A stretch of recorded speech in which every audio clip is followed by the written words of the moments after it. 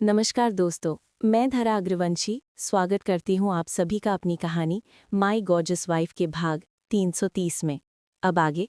इसी बीच गौतम को विनीता से पहले ही साफ साफ बात ना करने का पछतावा हुआ। शुरू में उसे लगा था कि सूजन विनीता से उसकी शादी को लेकर ज्यादा गंभीर नहीं है। इसके अलावा विनीता की नखरेबाजी को देखते हुए वो निश्चित रूप से खुद ही घर छोड़कर चली जाएगी। लेकिन उसे आश्चर्य हुआ कि वो अब तक वहां रह रही थी। ऐसा लग रहा था कि सूजन को विनीता बहुत पसंद थी, लेकिन विनीता की शादी तो उसकी माँ से नहीं बल्कि उससे होने वाली थी, जो उसे मंजूर नहीं थी। इतना ही नहीं, उसकी पहले से ही एक पत्नी थी और उसका उससे तलाक लेना असंभव था। अब तो सिर्फ मौत ही उसे और आरवी को एक दूसरे से अलग कर सकती थी। विनीता की बात करें तो उसके पास उसके बारे में सोचने का समय ही नहीं था। वहीं शाम की चिलचिलाती धूप में खड़े खड़े विनीता को ठंड लगने लगी और उसकी रीढ़ की हड्डी में सिहरन दौड़ गई। कुछ ही सेकंड बाद वो खुद को संभाल नहीं पाई, वहीं नीचे बैठ गई और फूट फूट कर रोने लगी। क्यों? आखिर आरवी में ऐसा क्या है जो मुझ में नहीं है? उसने मुझे एक भी मौका दिए बिना क्यों ठुकरा दिया? ये सब सोचते हुए विनीता बस रोए जा रही थी। कुछ देर रोने के बाद विनीता खुद को संभालते हुए खड़ी हो गई।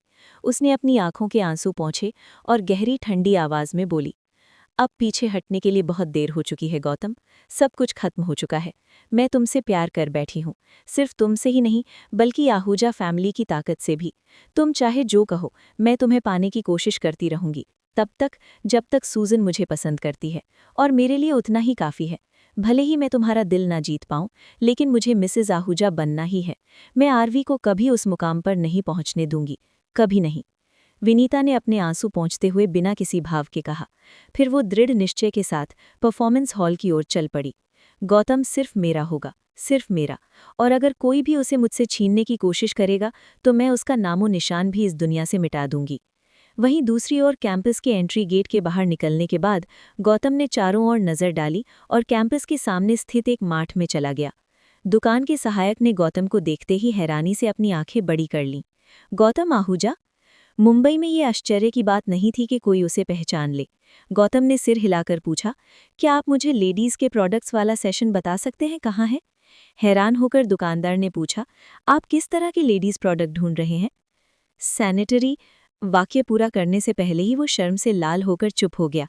गला साफ करने के बाद वो एक पल रुका और धीमी आवाज में बोला, वो प्रोडक्ट्स जिनका इस्तेमाल लड़कियां पीरियड्स के दौरान करती हैं। दरअसल जब उसने अभी कुछ देर पहले आरवी को हॉल में छोड़ा था तो आरवी को अचानक पेट में दर्द होने लगा।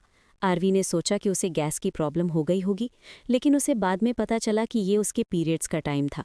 सौभाग्य से उस दिन आरवी के कपड़े गहरे रंग के थे, वरना वो दूसरों की हंसी का पात्र बन सकती थी। उस समय गौतम उसके साथ मौजूद था, इसलिए गौतम ने सैनिटरी पैड खरीदने में उसकी मदद करने की पेशकश की। इस बीच आरवी टॉयलेट में उसका इंतजार कर रही थी। ऐसे में वो खुद अपनी पत्नी को ये चीज़ खरीदने की इजाज़त कैसे दे सकता था? आखिरकार उसका सारा धैर्य और सॉफ्टनेस सिर्फ और सिर्फ आरवी के लिए ही तो थी। वहीं गौतम की बात सुनकर दुकानदार तुरंत समझ गया और उसे ईर्ष्या होने लगी। उस लड़की के लिए गौतम का सैनिटरी पैड खरीदना वाकई एक बड़े सौभाग्य की बात होगी। और फिर समय बर्बाद ना करते हुए दुकानदार तुरंत उसे एक सेल्फ के पास ले गया और प्रोडक्ट्स की ओर इशारा करते हुए बोला, शायद आपको पता होगी आपको किस तरह की चीज़ चाहिए। ये सुनकर गौतम ने हैरानी से उस शेल्फ की ओर देखा तो पाया कि सैनिटरी पैड्स को भी कुछ टाइप्स में बांटा गया है। ये सोचते हुए वो कंफ्यूज हो गया। पैकेट्स के अलग अलग आकार और रंगों को देख और दुकानदार के क्वेश्चन सुन वो और भी ज़्यादा कन्फ्यूजन में चला गया। उसके चेहरे के भाव देखकर दुकानदार समझ गया कि वो पहली बार ये सब खरीद रहा है।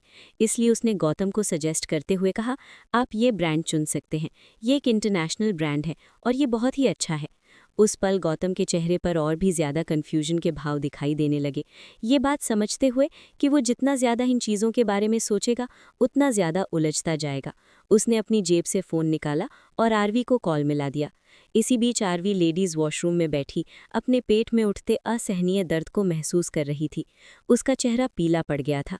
विदेश से लौट के बाद वो यहाँ के वातावरण के अनुकूल नहीं हो पाई थी, जिसके कारण उसके पीरियड में देरी हो गई थी। उसकी हैरानी की बात ये थी कि ये उसे ठीक उसी दिन पर आए जिस दिन गौतम उसके साथ उसके ठीक बगल में चल रहा था। ये वाकई में एक शर्मनाक घटना थी। वो अभी उसके बारे में सोच ही रही थी कि तभी उसका फ़ोन बज उठा। उसने अपना फ़ोन देखा तो ये गौतम का फ़ोन था। अनजाने में ही वो गौतम का नाम पढ़ थोड़ा शर्मा गई। फिर उसने कॉल उठाते हुए पूछा, क्या आपने वो खरीद लिया? नहीं, मैं अभी भी दुकान पर हूँ, लेकिन मैं तुमसे पूछना चाहता था कि। हाँ, पूछिए, क्या पूछना है? यही कि। गौतम कुछ पल हकलाया और फिर बोला, तुम कौन सा ब्रांड यूज़ करती हो? गौतम की बात सुन आरवी पहले तो कंफ्यूज हो गई, लेकिन जब उसे उसका मतलब समझ में आया तो उसके गाल लाल हो गए। अच्छा हुआ जो वो यहाँ अकेली थी, नहीं तो अगर कार्टर और उसके अन्य साथी उसका चेहरा देखते तो वो उसका अगले 1 साल तक मजाक उड़ाते रहते हैं। ऐसी स्थिति में होने के बावजूद उसने खुद को संभाला और जल्दी से कहा, कोई भी ले लीजिए। इतना कहकर उसने जल्दी से फोन कट कर दिया। वहीं आरवी की इस हरकत से गौतम के चेहरे के भावों को उलझन से हंसी में तब्दील कर दिया। उसे उम्मीद नहीं थी कि आरवी उससे इतना शर्मा भी सकती है। गौतम जो इस समय कुछ अजीब स्थिति में फंसा हुआ था, लेकिन फिर भी वो इस समय अंदर ही अंदर बेहद खुशी महसूस कर रहा था। उसके चेहरे के भाव को देखकर दुकानदार खुद भी बिना मुस्कुराए नहीं रह सका। अगले ही पल गौतम थोड़ा सीरियस होते हुए बोला, जो भी सबसे अच्छा हो वही दे दो। वहीं दूसरी ओर हॉल में विनीता कुछ धुन बजाकर वायलिन को टेस्ट कर रही थी। उसके हाथ तेजी से वायलिन पर चल रहे थे और एक मधुर धुन हवा में गूंज रही थी। रीबॉर्न धुन के लिए एकदम परफेक्ट। आज रात मैं ही सबकी नज़रों का सेंटर ऑफ अट्रैक्शन बनूंगी, साथ ही मुझे मिस्टर पाकर का पूरा ध्यान मिलेगा। तभी फर्स्ट ईयर की फ्रेशर्स पार्टी की प्रभारी प्रोफेसर ने ताली बजाते हुए कहा, विनीता, तुम्हारे इस म्यूजिक की कला वाकई में शानदार है। तुम हमारे स्कूल का नाम जरूर रोशन करोगी। ये सुन विनीता हल्के से मुस्कुरागी। तभी हॉल के एंट्री गेट पर खड़े सत्यम की उत्साह से भरी आवाज सुनाई दी, सब लोग तैयार हो जाइए, मिस्टर पाकर आ रहे हैं। उनके लिए कुछ सीट्स लगा दीजिए और उनके साथ एक प्रोफेसर के आने का इंतजाम कर दीजिए। हमें उन्हें घर जैसे महसूस करना होगा। उनकी बातें सुनकर सभी प्रोफेसर्स हैरानी से बोले, क्या मिस्टर पाकर? क्या वही मिस्टर पाकर जिन्हें पिछले साल के सबसे उत्कृष्ट संगीतकार के रूप में स्थान दिया गया था?